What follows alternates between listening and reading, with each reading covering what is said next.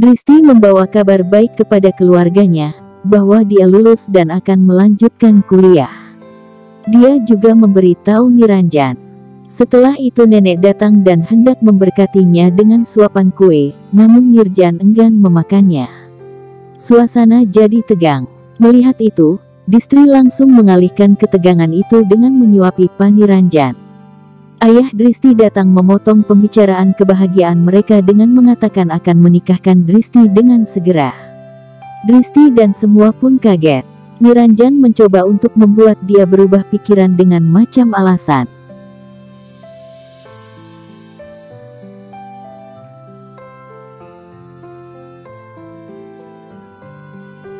Mengatakan kepada Niranjan untuk tidak ikut campur dalam masalah ini pernikahan anaknya. Aku akan mengurus masa depannya. Lalu dia pergi. Amaji menemukan logika kanannya. Seorang ayah pasti akan khawatir pada anaknya. Mungkin mertua Dristi akan membiarkan dia untuk belajar setelah menikah, keinginan mereka akan terpenuhi. Niranjan berkata, aku sedih dengan pemikiran mereka. Kemarin Ganga, hari ini Dristi dan besok gadis lugu yang lain. Jika ini terus berlanjut maka masa depan tidak akan diselamatkan. Dristi menangis di kamarnya. Madvi datang ke sana. Kanta berbicara dengan ayahmu. Semuanya akan baik-baik saja. Dristi tahu ayahnya. Dia tidak akan mendengarkan siapapun jika ia telah memutuskan sesuatu. Rencanaku akan tetap mimpi. Koki memberikan permen pada Ganga. Kanta sedang berbicara dengan ayah Dristi. Kamu benar. Tetapi gadis itu harus siap mental, baik jika dia setuju dengan senang hati. Dia mengatakan ini adalah mengapa aku datang ke sini. Nekanta setuju untuk menangani semuanya. Aku akan membuat semua persiapan. Dia menegaskan bahwa pengantin pria akan datang di malam hari. Amaji menyuruh Maharajji untuk membawa makanan ringan untuk para tamu. Pembantu meminta permen ganda. Amaji mengatakan padanya untuk fokus pada pekerjaan pertamanya. Amaji memanggil Madvi keluar. Ganga gembira tentang pernikahan Dristi. Madvi berbicara kepada Dristi, kamu tidak harus marah. Mungkin sesuatu yang baik akan terjadi. Amaji memanggil Madvi keluar lagi. Dia membuat Dristi tersenyum sebelum pergi dari ruangan. Ganga datang berjalan di sana. Dia dengan senang hati memberitahu Bibi Dristi bahwa ini adalah kabar baik, kamu akan mendapatkan banyak pakaian baru, perhiasan, gelang untuk dipakai, kamu harus senang. Dristi mulai menangis yang membingungkan Ganga. Ganga bertanya lagi padanya apakah dia khawatir menjadi seorang janda. Babli menjawab iya. Ganga mengatakan padanya untuk tidak menangis atau takut siapapun, kamu tidak akan menjadi janda seperti aku. Dia sangat takut. Ganga berpikir tentang kata-kata Sagar. Pegang tanganku dan kemudian kamu tidak akan takut lagi. Dia memegang tangan Dristi. Dia pun tersenyum. Amaji memilih sari dan mencocokkan perhiasan untuk Dristi pakai di malam hari. Prabha datang ke sana berteriak. Dia telah membawa sesuatu untuk mereka. Amaji mengatakan padanya untuk memberikannya kepada Maharajji atau kepala koki. Prabha melihat pakaian dan perhiasan dan ia tergoda. Dia ingin tinggal untuk membantu mereka. Amaji memperingatkannya lagi karena dia tidak bisa mempercayai Prabha sepenuhnya. Dia juga mengatakan Madvi untuk menjaga Ganga dari para tamu. Pembantu menegur Ganga karena mengotori lantai lagi. Ganga datang dari kamar Sagar. Mereka berdua bertengkar. Maharajji menyela mereka. Sagar dan Pulkit pulang dengan lelah dan lapar. Pulkit berjalan ke lantai atas ke kamarnya untuk mempersiapkan ujian berikutnya. Pembantu memberitahu Ganga untuk mengkonfirmasi pada Sagar. Ganga pergi ke kamar Sagar. Sagar memeriksa jawabannya. Ganga datang untuk berbicara dengan dia, tapi ia mengatakan untuk bicara nanti. Niranjan memanggil mereka berdua.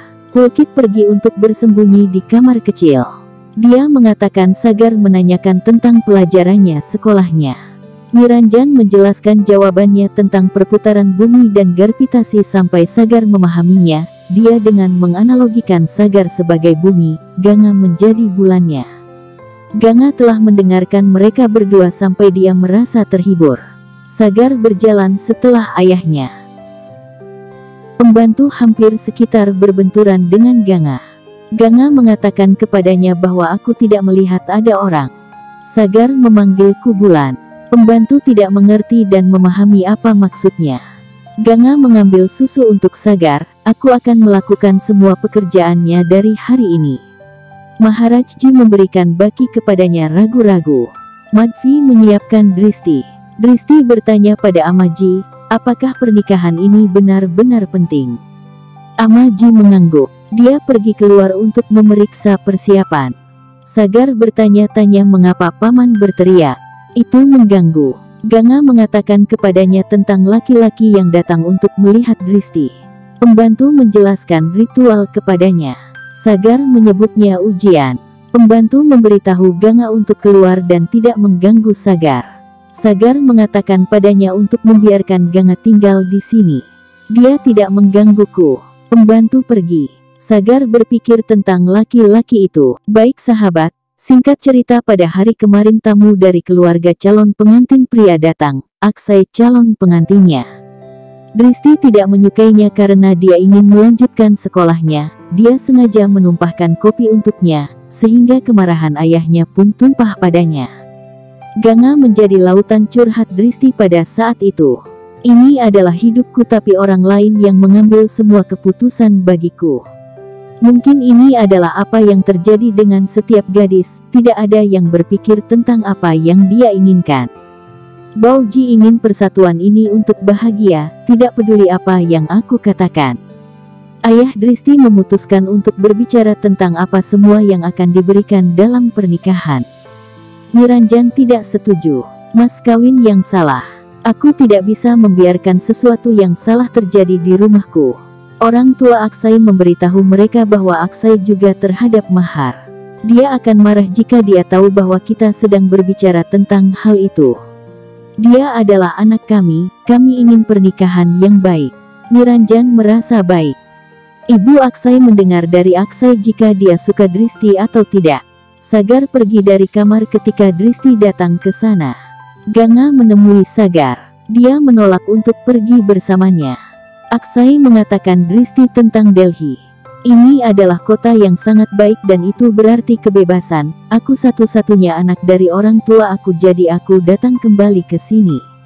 Apa yang kamu pikirkan? Ceritakan padaku tentang dirimu. Apa impianmu? Dristi mulai menangis. Dia berjalan keluar dari ruangan tanpa berkata apa-apa. Ganga berdiri di dekat pintu. Aksai bertanya pada Ganga apa yang terjadi dengannya. Apakah aku mengatakan sesuatu yang salah? Ganga mengangguk. Aksai bertanya apa yang harus ia lakukan.